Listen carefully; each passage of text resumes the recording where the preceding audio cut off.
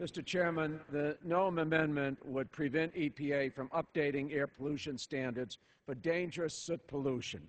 The Clean Air Act requires that EPA revise the limits on this type of harmful pollution when new science tells us it's necessary to protect human health. EPA hasn't changed the standard since 1987. The amendment would tell EPA, though, it would require EPA to ignore the science. If new science has emerged in the last 24 years that shows that soot pollution is more dangerous than we knew 24 years ago, EPA would have to ignore any new scientific findings. This amendment applies to one dangerous pollutant, coarse particles. They are so small that they get past the respiratory system's natural defenses and they lodge in our lungs.